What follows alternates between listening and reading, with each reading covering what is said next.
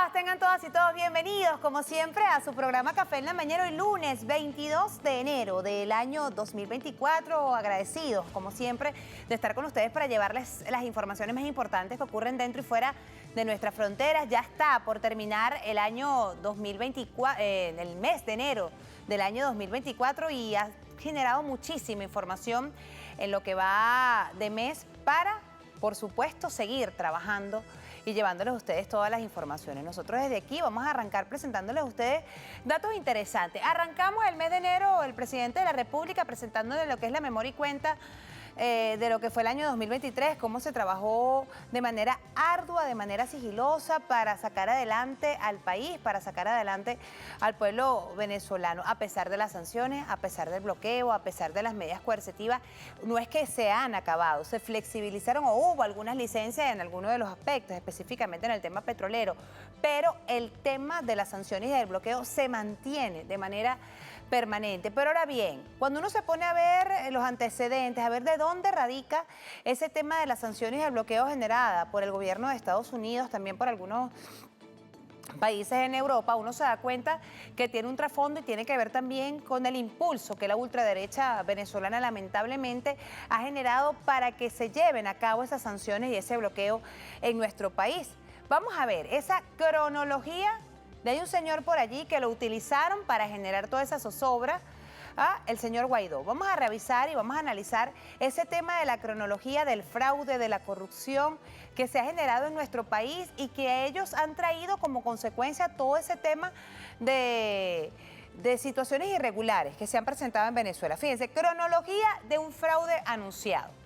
11 de enero del año 2019, Guaidó hace un llamado a una movilización en el país y exige la intervención de las Fuerzas Armadas y la comunidad internacional para derrocar al gobierno del presidente Nicolás Maduro. El 23 de enero de ese mismo año 2019, y con el apoyo del entonces gobierno del señor Donald Trump, el Grupo de Lima y de otros países, el político opositor se autoproclama presidente interino de nuestro país. Recordemos esa situación, esa parafernalia que se armó desde una plaza en nuestro país. Bueno, él se autoproclamó en una plaza en la ciudad capital, en el este de Caracas, y de ahí en lo sucesivo, él dijo, soy presidente de Venezuela, ¿no? Un mes después, en el año 2019, Juan Guaidó intentó ingresar al país con un grupo de mercenarios por la frontera con Colombia, con la excusa de traer al país ayuda humanitaria. Recordemos que ese show internacional se fue en la frontera colombo-venezolana, ahí también estaba auspiciado por el gobierno en ese entonces del llamado Grupo de Lima, el gobierno de Colombia, y también realizaron un concierto que, por cierto, el que auspició ese concierto está metido en temas de pedofilia, de temas de corrupción. Bueno, ahí ustedes ya ven hacia dónde enfila esa gente, ¿no? De la ultraderecha venezolana que tenía el señor Guaidó, ¿no? Ese show internacional realizaron un concierto en la frontera entre ambos países. Luego se conoció que Guaidó se robó el dinero de esa supuesta ayuda humanitaria. Se preguntan hoy por hoy, casi 5 años después, ¿dónde está ese dinero? Nadie sabe dónde está ese dinero. Incluso artistas que participaron en ese momento dijeron, mira, nosotros dimos una importante suma en ese momento. ¿Dónde fue a parar ese dinero que era para los venezolanos y las venezolanas? Bueno, el 30 de abril también Guaidó y Leopoldo López se trasladaron al distribuidor Altamira en Caracas con un pequeño grupo de militares para provocar un golpe de Estado. Recordemos el tema, el golpe de Estado de los plátanos, ¿se acuerdan? Que estaban unos plátanos allí y que pretendían hacer una intentona, un levantamiento, y después se conoció que toda esa parafernalia fue con la única intención de sacar a Leopoldo López. Ese fue el único motivo, no hubo otro, ¿no? Y generar zozobra, incertidumbre, desasosiego en nuestro país. Seguimos avanzando con esta cronología. Pasamos al año 2020, en mayo. Guaidó contrató los servicios de una empresa norteamericana de mercenarios para que realizara una incursión militar en el territorio. Esto con el objetivo de cometer un magnicidio contra el presidente Nicolás Maduro y acabar con la paz del país. Se siguió incrementando este tema de la desestabilización, auspiciado por el gobierno en ese entonces de Colombia y el gobierno de Estados Unidos. Y contrataron a mercenarios que, por cierto, el señor Guaidó nunca le llegó a pagar. El señor Gudro andaba por ahí diciendo que se le debía una plata, nunca le llegó a pagar, y buscaban, era también generar. Esto fue interrumpido gracias a las acciones de inteligencia del gobierno bolivariano. En ese mismo orden de ideas, también en el año 2022, La oposición toma la decisión de eliminar el gobierno interino de Guaidó por resultar un fracaso. El año pasado, cuando el señor Guaidó, que ni siquiera la misma oposición lo quiere, se va para Estados Unidos, ¿no? Luego de haber perdido el respaldo de esos diferentes sectores de la oposición. Ahora la gente se pregunta, y lo hemos visto ya por ahí, ¿dónde está el señor Guaidó? ¿Qué está haciendo el señor Guaidó? ¿Saben? ¿Ustedes tienen idea cuánto dinero se robó el señor Guaidó y sus cómplices, su entorno, durante todos estos años del supuesto gobierno interino, donde no fue más que otra cosa que el robo de los activos, de las acciones, del dinero de todas y todos los venezolanos? Porque ¿dónde está esa gente ahorita? El señor Guaidó, el señor Leopoldo López, el señor Julio Borges, el señor Antonio Ledesma. ¿Dónde se encuentran? ¿Y qué vida viven? Hay que decirlo. ¿O qué clase, qué nivel de vida llevan? ¿Y eso es a punta de qué?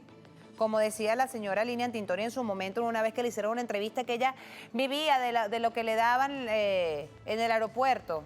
¿Ah? ¿De qué vive esa gente? Entonces, esas son preguntas que hay que hacerse. Y la misma oposición como que se ha dado cuenta de esa situación y dice, esa no es la oposición que yo quiero.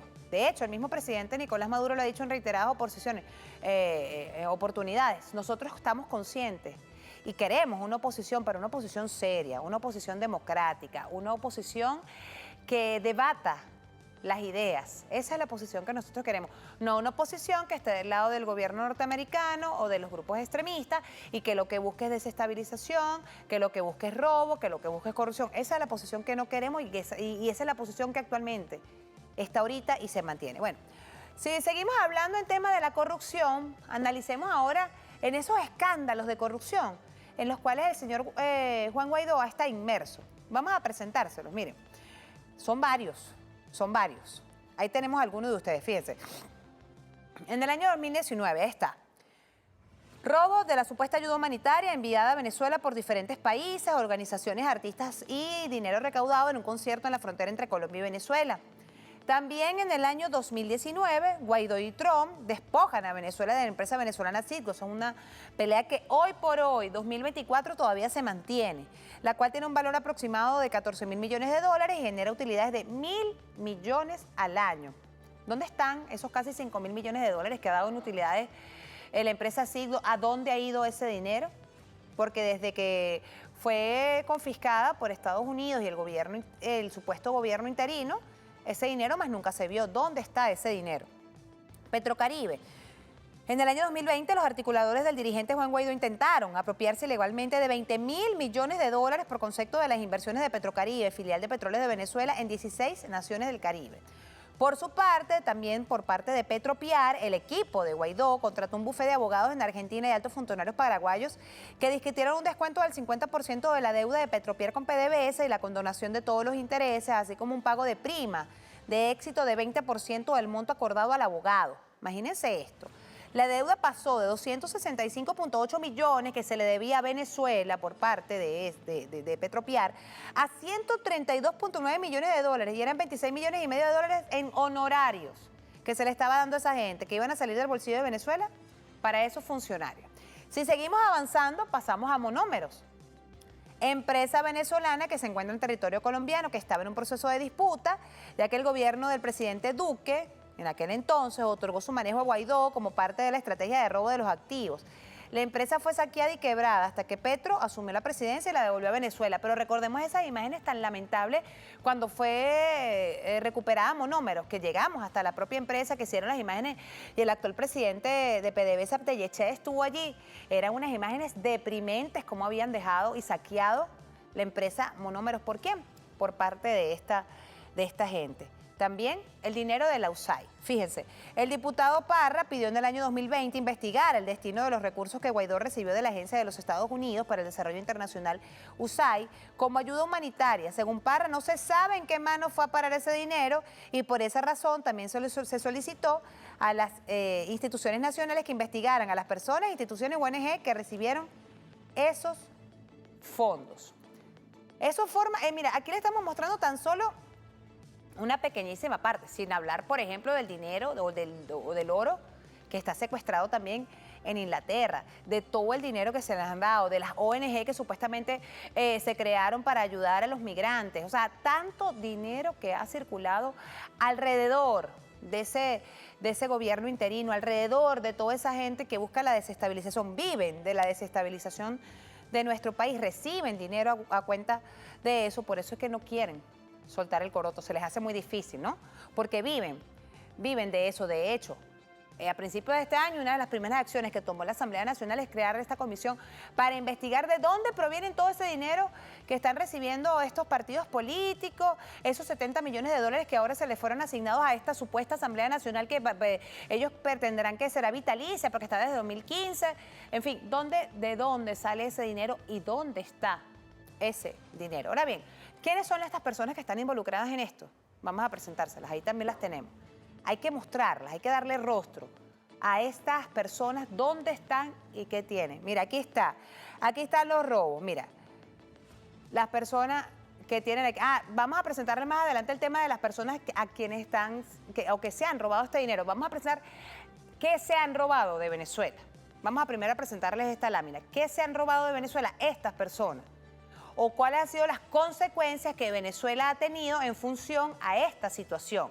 ¿Cuáles han sido las consecuencias que se han tenido? Fíjense, aquí está. Las consecuencias producto de todo ese robo que han tenido el gobierno del itinerato y su combo. Fíjense, 192 personas sancionadas, 150 empresas que son 10 del Estado y 140 del sector privado. Para los que decían que esto no afectaba sino puro el gobierno, fíjense, 10 empresas del Estado y 140 empresas del sector privado han sido sancionadas.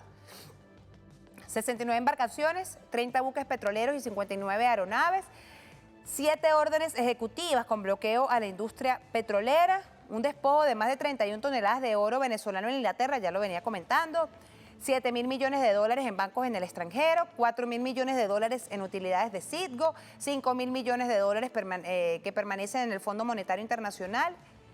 Y recordemos, todo esto se reduce en Venezuela, tiene o es el quinto país del mundo con más sanciones.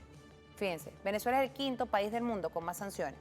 Entonces uno se pone a analizar, ¿no? Y uno dice, caramba, somos el quinto país del mundo. Miren todo ese dinero. Si usted se pone a sumar todo ese dinero que yo le acabo de decir que nos han robado o que nos han bloqueado, ¿cuánto sumaría eso y cómo se multiplicaría eso en beneficios, ¿no? Para el pueblo venezolano. Mira, 642.000 millones de dólares ha dejado de ingresar a Venezuela. Escuchen esa cifra, o sea, es una cifra demasiado grande. 642.000 millones de dólares ha dejado de ingresar a Venezuela, producto de esa gente de la derecha y de sus gobiernos satélites que pretenden seguir menoscabando a Venezuela. Ahora bien, vamos a verlo en gráfico. En gráfico es importante porque usted lo ve, lo puede visualizar, lo puede palpar. Y vamos a ver cómo fueron atacados los ingresos. Mira, ahí está. ¿Cómo fueron atacados los ingresos en el país? Desde las llamadas, desde que llegaron las sanciones. Fíjense, Venezuela llegó a percibir más de 39.000 millones de dólares. Con el bloqueo y las sanciones bajamos desde el 2015, cuando se generaron el tema, cuando se dio a conocer el tema de las sanciones y el bloqueo, a 13.000 y fuimos bajando, fuimos en decadencia, a llegar, fíjense, que llegamos al piso de 743 millones de dólares en el año 2020. De tener 39.000 o más de 39.000 millones de dólares, bajamos a 743 millones de dólares. Imagínense, si yo siempre les pongo este ejemplo. En su casa usted hace mercado con 10 bolívares y de la noche a la mañana le dicen, ¿sabes qué? Ya no vas a tener 10 bolívares para hacer... Y tú hacías tu mercado con 10 bolívares. De la noche a la mañana te dicen, ¿sabes qué? Ya no vas a tener los 10 bolívares para hacer mercado. Ahora vas a tener 2 bolívares para hacer mercado. ¿En qué reduce eso? ¿O en qué redunda eso? Evidentemente, se tiene que cortar el flujo para ingresar o hacer el mercado dentro de tu casa. Bueno, eso mismo ocurrió acá. De más de 39.000 millones, que era la bonanza petrolera, cual fuimos testigos y fuimos beneficiados todas y todos los venezolanos con todos los programas sociales, a poco más de 740 millones de dólares al año que percibía Venezuela. Evidentemente eso hubo una reducción importante en muchos aspectos de nuestro país, pero hay que ser muy importante, hay que dejar muy claro algo. Siempre estuvo por encima o siempre se tuvo presente el tema de la inversión social para el pueblo venezolano. A pesar de esto, siempre se mantuvo la inversión social. Bueno, a pesar de que seguimos en sanciones, que seguimos en bloqueo y que seguimos en medidas coercitivas, esta cifra poquito a poquito ha ido aumentando. Fíjense, en el año 2022 cerramos en 4.700, un poquito más de 4.700 millones de dólares que le ingresaron a Venezuela. Claro, ni pensar esos 39.000 que tuvimos en una oportunidad en el año 2014, por ejemplo, hace 10 años. Todavía no. Si vamos a eso, ¿por qué no? Pero estamos sancionados, estamos bloqueados, estamos con medidas coercitivas y eso no va a ser fácil de quitar. Eso lo sabemos todas y todos. Seguimos avanzando. Vamos a presentarles cómo fue el tema del desabastecimiento, ¿sí? Ahí está. Avance en el contenido y disminución del déficit nutricional en el ámbito nacional. Miren cómo en el año, mejor dicho, 2017, había un importante tema en el tema de la desnutrición, ¿no? Y fuimos eliminando o disminuyendo esa brecha hasta el año 2023, que fue el año que acaba de cerrar, con 6.5. ¿Por qué? Como le vengo diciendo, se le dio importancia al tema alimentario, al tema social, que eso siempre lo ha mantenido presente el gobierno bolivariano. Miren, ahí está, de 2017 al 2023, con las sanciones, miren cuánto subió, ¿no? Y mira cómo lo hemos, o cómo se ha ido controlando gracias al gobierno bolivariano. Bueno, evidentemente, esto lo estamos viviendo todas y todos los venezolanos. Y la gente se pregunta, se hace siempre esa pregunta, ¿cuándo va a haber justicia a toda esa gente que se ha robado tantos millones y millones de dólares y que le ha hecho tanto daño al país? ¿Qué se ha hecho? ¿Qué se ha hecho en función a eso? Vamos a presentarles las actuaciones. A veces uno se impacienta, es verdad, pero hay que ser paciente, porque la justicia tarda, pero llega. Vamos a ver algunas actuaciones que se han presentado, actuaciones por parte de la Fiscalía en función a estos robos que ya le hemos presentado. Fíjense, ahí está. Balance de las actuaciones en la investigación. Son 28 causas abiertas contra Juan Guaidó y sus cómplices. Los delitos tipificados son traición a la patria, usurpación de funciones, provecho y distracción de dinero y valores públicos, legitimación de capitales y asociación para delinquir. Se acordaron 288 órdenes de aprehensión. 129 personas han sido acusadas y detenidas, 13 personas poseen solicitud de extradición, 63 personas han sido condenadas y se practicaron o se han practicado hasta ahora 137 allanamientos, también se hicieron 149 incautaciones, hay 261 medidas reales que han sido dictadas y en total se han ejecutado 1.235 actuaciones y también se formalizó la solicitud de orden de aprehensión y alerta roja contra o de la Interpol contra Juan Guaidó. Esos son algunos o algún balance de algunas de las actuaciones que ha llevado a cabo el gobierno bolivariano, la Fiscalía General de la República, el Estado venezolano, en función a todos estos robos y a todas estas situaciones que tanto daño le han traído a nuestro país. Ahora bien, vamos a revisar algunos portales que dan cuenta de este tema de la corrupción y de este tema. Fíjense aquí cómo se evidencia, y lo tiene el portal diariodecuba.com. Fíjense, fracasó. Enrique Capriles pide poner fin al gobierno interino liderado por Juan Guaidó. Fíjense, después que eran sus aliados, después que eran sus amiguitos, mire, esto fue a finales del año 2022. Los partidos de la oposición venezolana se estarían movilizando para deshacerse de Juan Guaidó como jefe de gobierno paralelo. Así lo dijo el venezolano Enrique Capriles, opositor, que reclamó el fin del llamado gobierno interino encabezado por Guaidó desde el 2019, que considera que es una política que fracasó y se convirtió en un sistema que beneficia a un puñado de dirigentes y no a los ciudadanos. ¿Ves? Poco a poco se fueron desligando, ¿no?, los opositores de esta artimaña que tenía el señor Guaidó y sus secuaces. Bueno, hay gente que todavía está allí metida porque le decimos, viven de eso. Pero hubo ya sectores de la oposición que se empezaron a abrir, ¿no? Uno de ellos fue este señor, nada santo de devoción, Enrique Capriles, que también dijo, ¿saben qué? Ya yo no comulgo con este señor. Hay que sacarlo. Tiene que ir fuera de juego. Vamos a presentar también otro mensaje que ha publicado, o que publicó en su momento el diario Últimas Noticias, en función también a opositores que alzaron su voz, ¿no?, en función de esta situación. Fíjense, José Brito afirma que aliados de Guaidó se quedaban con 30% de supuesta ayuda humanitaria. Esto también fue en el año 2020, esta publicación. Fue en el año 2020. Miren, empezaban a hablar ya, ¿no?, sectores de la oposición en función a esto. El diputado José Brito denunció que sectores de la oposición vinculados al diputado Guaidó se quedaban con el 30% de la supuesta ayuda humanitaria entregada por la Agencia de los Estados Unidos para el Desarrollo Internacional USAID al Parlamento venezolano. Estamos hablando de los implementadores y por eso estamos pidiendo ayuda. La información que manejamos es que cada implementador se quedaba con al menos 30%. Bueno, yo creo que el señor Brito en aquel momento, en el año 2020, fue un poco condescendiente y hablaba de un 30%. Ajá, si se quedaban con el 30%, ¿el otro 70% dónde estaba? ¿O qué se hizo con ese 70%? Bueno, aquí le presentamos y le mostramos lo que fue un recuento de todos estos actos irregulares, de robo, de corrupción, de tramas que se hacen, de desestabilización. Aquí se hablaba hasta de magnicidio, de golpes de Estado, de incursión militar, sin importar todo lo que esto traía, ¿no?, todo lo que esto conllevaba, ¿no?, más allá de buscar hacerse cargo o valerse de estas situaciones para asumir el poder de Venezuela.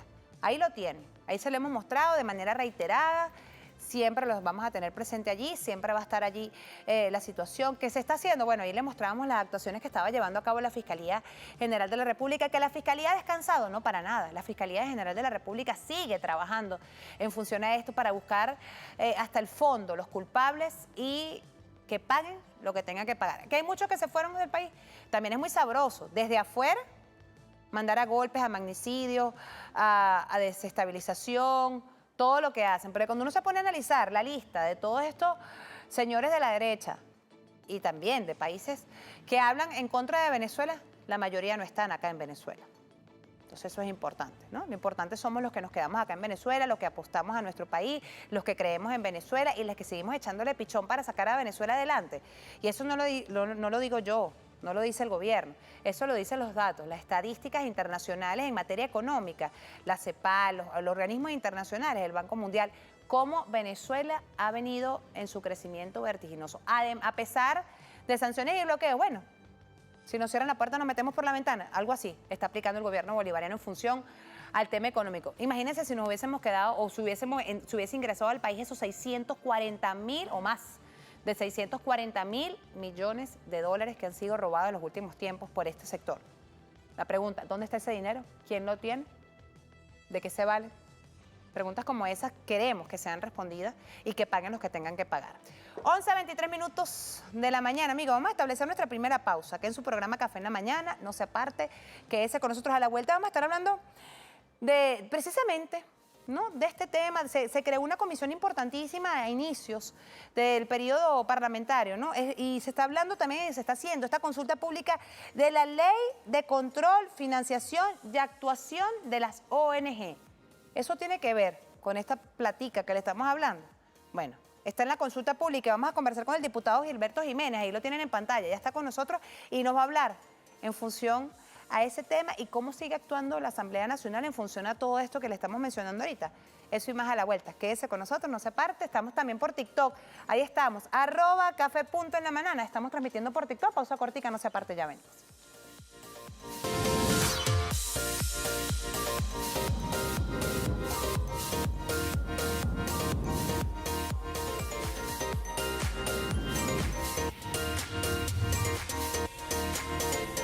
¿Cómo es que vamos nosotros a permitir que partidos políticos, ONG, personalidades de la contrarrevolución sigan siendo financiados con millones y millones de dólares del imperio yanqui y anden por allí haciendo uso de la plena libertad para abusar y violar nuestra constitución y tratar de desestabilizar al país? Mira, hablando de las ONG, el comandante Chávez, tan acertado como siempre. Mira, yo lo tenía que haber dicho antes de irnos a la pausa. El señor Caballero ya se incorporaba con nosotros compañía de nuestro invitado. ¿Cómo está, señor Así Caballero? es, Buen muy día. bien. Bueno, arranca esta semana y ya ENMA hacía esa exposición tan importante de este tema de sitio, ¿no? Del tema de lo que ha sido el robo al Estado venezolano, porque eso nos pertenece a todos, ¿no? Y nos acompaña el diputado Gilberto Jiménez, que forma parte de esta comisión especialísima de la Asamblea Nacional y que tiene una preeminencia importante.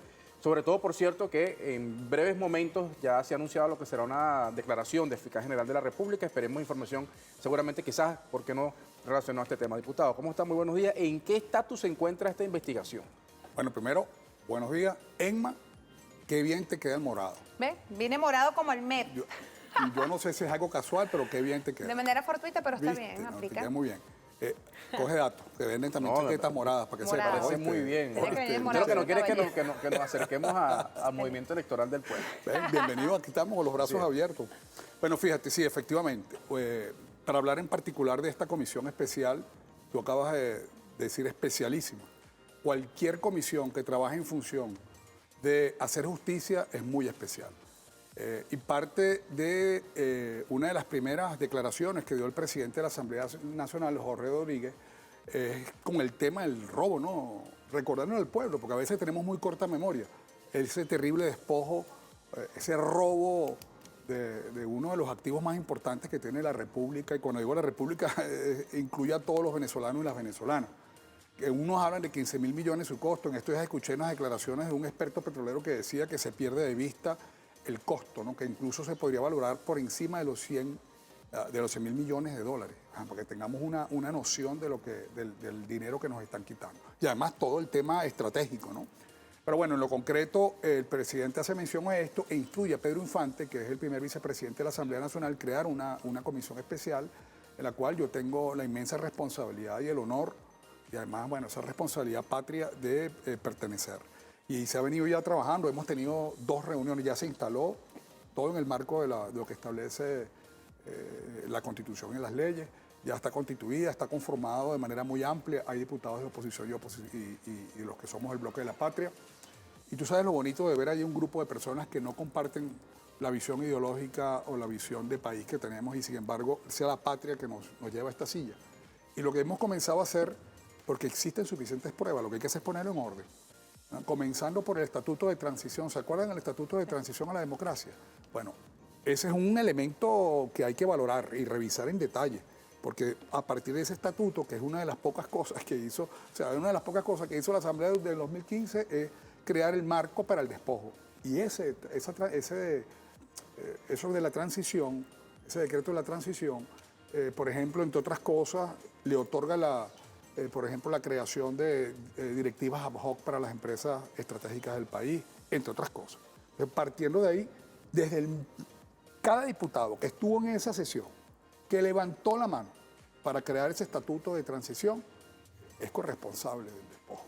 Entonces, una de las cosas que se está haciendo, no solamente, bueno, todas las reuniones, todas las sesiones, se está buscando quiénes estuvieron presentes en las intervenciones. Hay suficiente material, posiciones asumidas en las redes sociales, en artículos de prensa. Se está recogiendo toda la información que existe para, digamos, conformar el expediente. Además, se está generando recuerdo que Pedro Infante lo llamó un ampograma con los rostros, porque yo creo que esto es fundamental, Michelle, ponerle rostro, nombre y apellido a las personas responsables del despojo, los que integran las diferentes direcciones ad hoc, los que aceptaron de alguna forma estar en esas instituciones paralelas que se crearon para avalar parte del despojo. Entonces, se está haciendo un trabajo serio que ahora muchos ven y dicen que viene una cacería de brujas, que es algo que viene con la intención de una revancha, porque pareciera que pareciera que aquí los actores de oposición tuvieran una patente de corso para violar la Constitución, pues. Entonces, y además cuando se les pretende hacer, se les llama para que rindan cuentas, entonces son perseguidos políticos y se les está violando sus derechos y tienen que huir a los exilios. La gran mayoría de ellos son autoexiliados en el exterior. Entonces, bueno, en lo concreto lo que estamos haciendo, porque hay un tema importantísimo para este año. Uno de los logros fundamentales del proceso revolucionario y del gobierno del presidente Nicolás Maduro, hay que decirlo así, duele a la que me duela, es así, uno no puede ser egoísta con este tema, es que logramos un nivel de paz social y paz política que genera el ambiente para lo que viene. Este año tiene que ser un año de recuperación económica y eso se logra en paz, pero para que haya paz tiene que haber justicia, o sea, no puede haber impunidad. Y en el marco de eso que estoy diciendo está el gran trabajo que tenemos que hacer nosotros, que no haya impunidad, sea quien sea, porque no son solamente las organizaciones políticas que están ahí, porque por ejemplo, ya vimos por ahí en las redes sociales que hay una Asamblea Nacional que ya se autoeligen violando todas las leyes del país. Y se aprueban plata. Se aprobaron 70. 70, pero es que anteriormente se habían aprobado 300 y anteriormente son 70. ¿Y de dónde vienen esos recursos? Son recursos del pueblo venezolano. Pero esa mujer esa señora pertenece a un partido político. El partido político tiene responsabilidades ahí de orden político. Ellos no han fijado ningún tipo de posición ni se han desmarcado. Entonces no son solamente los dirigentes, las organizaciones políticas, no son solamente quienes estuvieron cargos de diputados, pero también hay actores, empresarios que están ahí, que fueron parte de todo este andamiaje, que en estos días Terán, en un programa que tú tienes, hizo que no es chavista, y esto da, digamos, una importancia. El empresario a las petrolero, cosas. vale la pena decir, pues, está el otro sí, Terán. él es de una asociación de petroleros, de empresarios petroleros en los Estados Unidos, un abogado que incluso demandó a Chávez en su momento. Un hombre que nadie puede decir que es chavista, pero está claro de todo lo que se montó para el despojo de Citgo de los recursos en el exterior. Yo creo que esto no puede quedar impune. No puede quedar impune. Diputado, le pregunto, a la par de esta comisión especial que está investigando este tema del robo de Citgo y las personas que están involucradas, como usted bien lo decía, yo también lo decía hace rato, hay que darle rostro. La gente tiene que conocer quiénes están detrás de cada uno de este robo, y lo decíamos nosotros, más de 640.000 millones de dólares han dejado de ingresar a nuestro país. Una cifra exorbitante. Uno se pone a escribirla y es demasiado grande, ¿no? De todo ese dinero que ha dejado de entrar a nuestro país. Bueno, a la par de esta comisión especial también se está discutiendo y está en consulta pública lo que tiene que ver con esta ley de control, financiación y actuación de las ONG, también tan importante. Se escudan en ONG para cometer las fechorías. ¿En qué estatus está esto? ¿Cómo va? Pero no tanto se escudan, utilizan, es una herramienta. Las ONG históricamente se han utilizado para ello. Y yo creo que es importante contextualizar, Emma y Michelle, fíjate.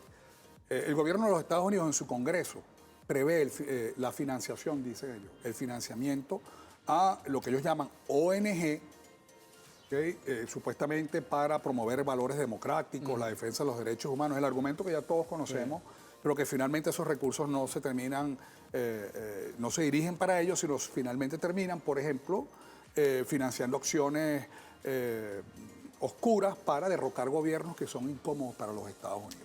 Dos ejemplos claros.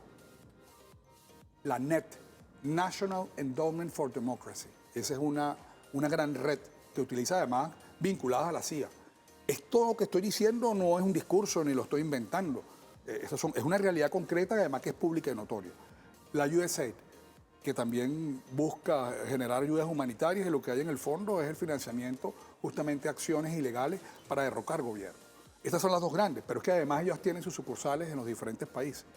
Yo me pregunto, si usted tiene una ONG, ustedes son un grupo de venezolanos, que en el marco de la Constitución, esa es la máxima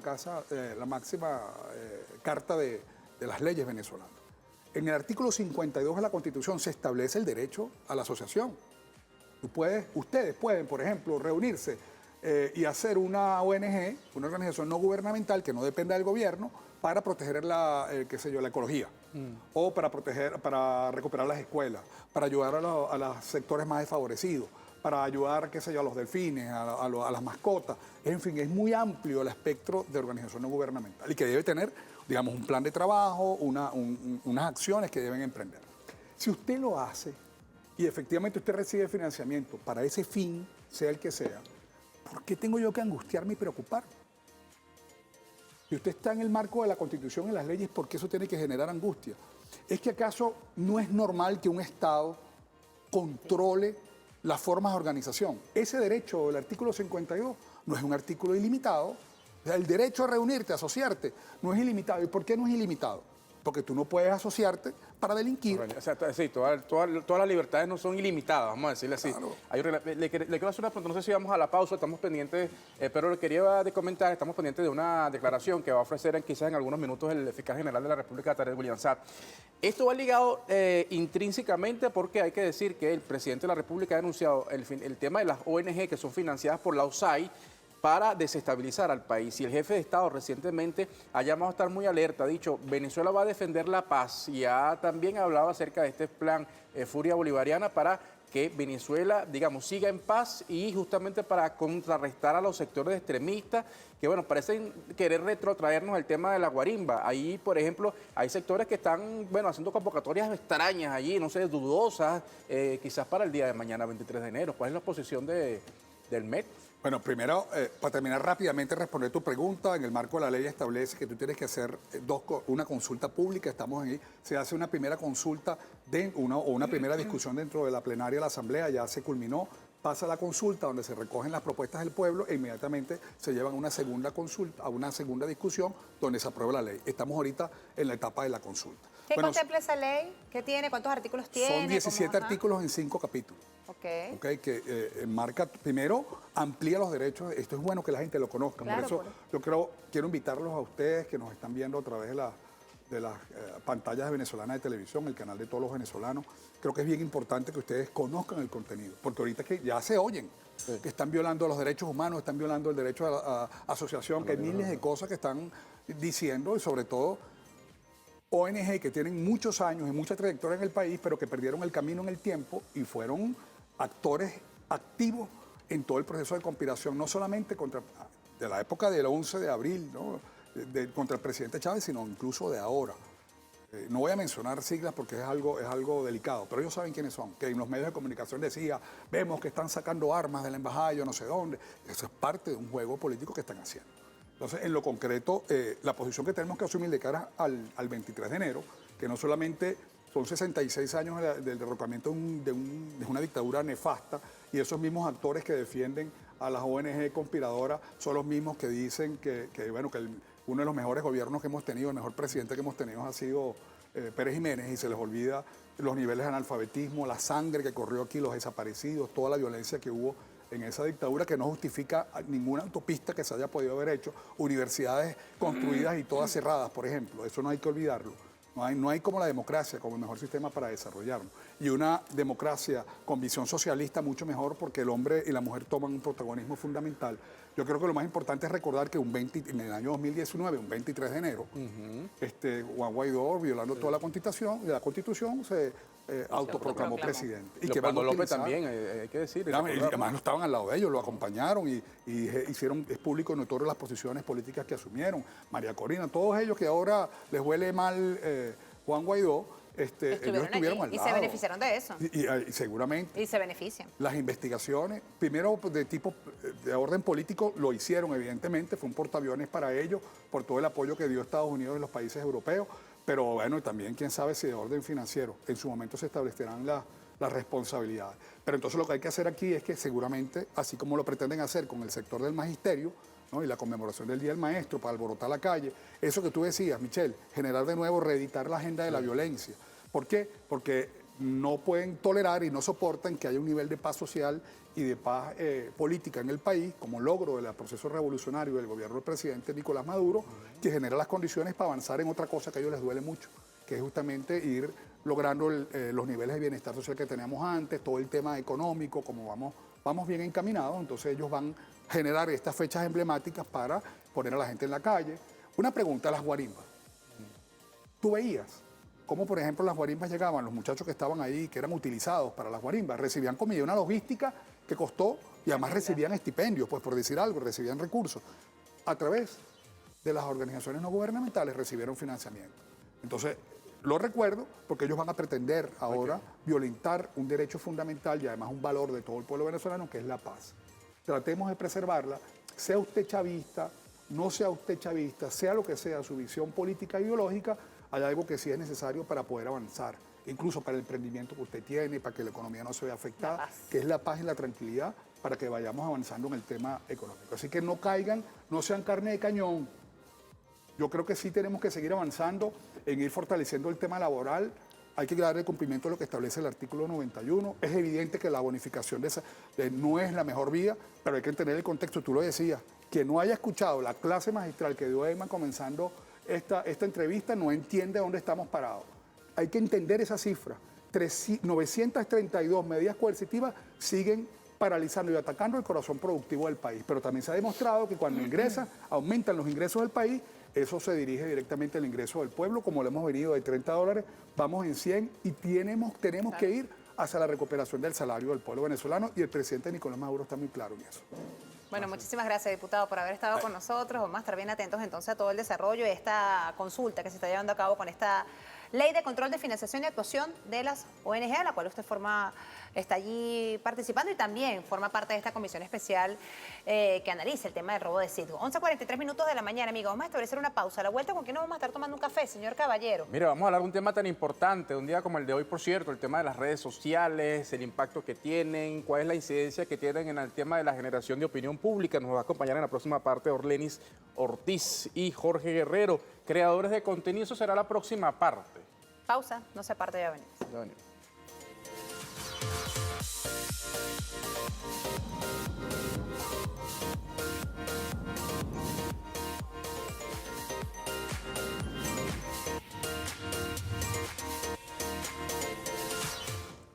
Bueno, estamos de vuelta en tu programa Café en la Mañana y bueno, ya hoy es el día, resulta que hoy 22 de enero es el día del Community Manager o los creadores de contenido también, como también se les dice. Acá nos comenzamos con la dama, Orlenis Ortiz, ya ustedes la conocen, amiga de la casa también, y Jorge Guerra. Te dijeron por ahí Jorge Guerrero, nos pusieron por ahí, pero es Jorge Guerra. También es. Sí, También Bueno, es, pero tú o sea, también no es guerrero. cantas, eres coplero. No. Un guerrero en las redes, pero Así es. guerra. Bueno, bienvenido. Gracias. Mira, importante el trabajo que ustedes vienen realizando, que realizan en las redes sociales, tomando en consideración el auge que ha tenido las redes sociales en los últimos tiempos en nuestro país y en el mundo entero. En nuestro país nos enfocamos en el tema político y el trabajo que ustedes vienen realizando de esa manera.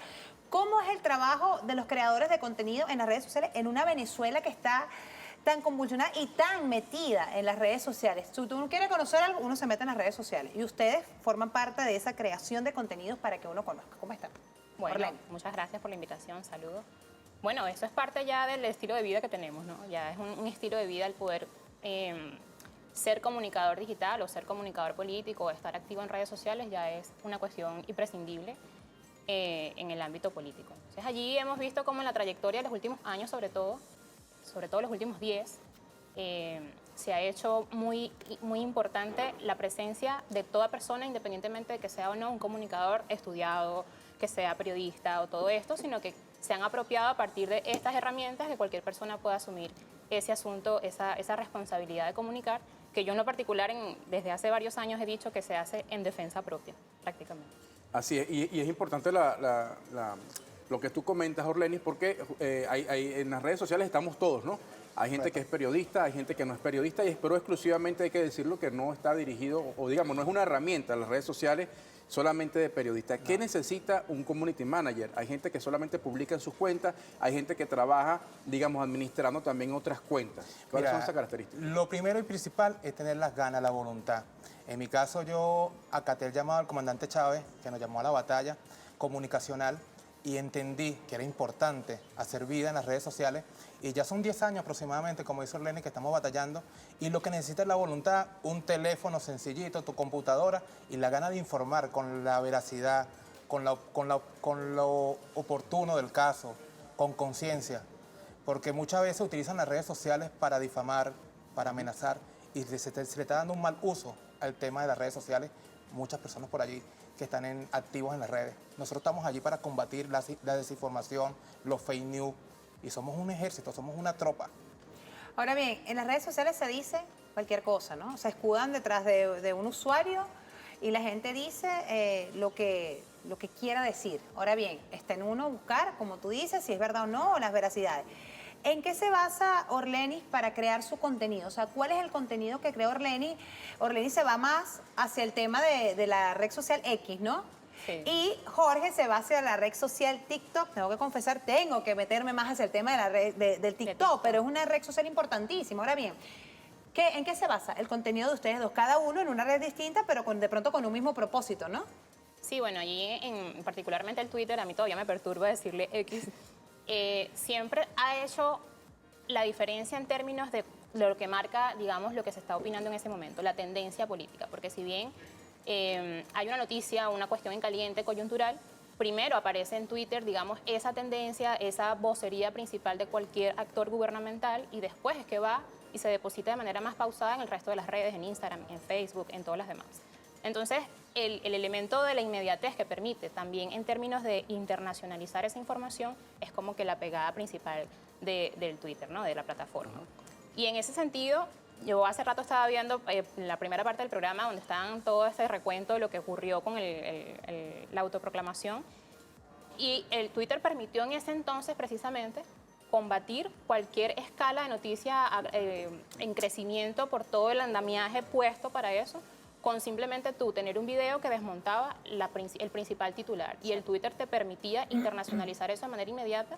Y recuerdo que en esa oportunidad, por ejemplo, cuando recordarán que Guaidó supuestamente no lo dejaban entrar en la Asamblea Nacional y todo ese asunto, en ese momento, desde mi cuenta se publicó un video que desmontó eso, o sea, inmediatamente. Se desmontaba prácticamente en tiempo real, ¿no? Sí, sí, porque tenía yo la fortuna de haber estado presente en ese momento, grabó la cuestión, había inhibidores de señal en ese momento, yo salgo como a 2 cuadras de la Asamblea, edito rápidamente el material, lo subtitulo, porque sabes que al sujeto hay que traducirlo, y eran 17 segundos solamente, 17 segundos, y la ola era de todo el mundo, incluso gente compañera en otros países, que ¿cómo puede ser que no lo dejen entrar? Y yo, no, él mismo está aquí, prohibiéndose a sí mismo la entrada para eso, y se demostró a través de un video que utilizaron, bueno, Jaime Bailey, Patricia Poleo y toda esa gente. Entonces, eso lo permitió la inmediatez de Twitter.